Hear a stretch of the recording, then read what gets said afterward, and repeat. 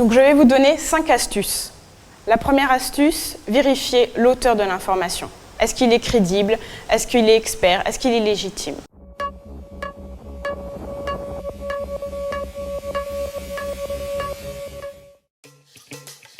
Le vaccin a été fabriqué pour nous injecter la 5G.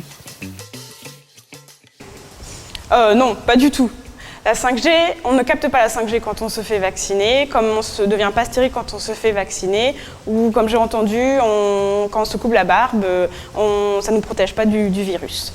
Tout ça sont des informations qu'on appelle des fake news ou des fausses informations.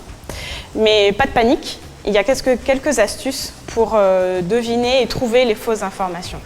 Mais tout d'abord, je tiens à souligner que ces fausses informations et les auteurs de ces fausses informations jouent sur nos sentiments et nos émotions. Et c'est ces émotions qui nous poussent à relayer cette fausse information. Et plus une information est diffusée et virale, plus elle a des chances d'être fausse. Donc je vais vous donner 5 astuces. La première astuce, vérifier l'auteur de l'information. Est-ce qu'il est crédible? Est-ce qu'il est expert? Est-ce qu'il est légitime? Ensuite, vérifier la nature du site qui donne l'information. Est-ce que c'est un site institutionnel, un blog, un média, un réseau social? Ensuite, quel est l'objectif de ce site? Est-ce que ce site a pour but de vendre, de convaincre, d'informer, de militer?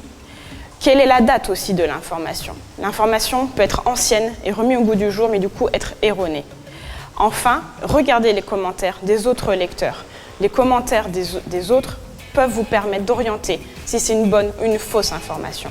Mais le seul conseil qu'il faut retenir, c'est diversifier vos informations. Allez chercher ailleurs votre information, multipliez les sources. C'est grâce à cette diversité d'informations que vous pourrez vous faire votre propre opinion et qui sera la bonne.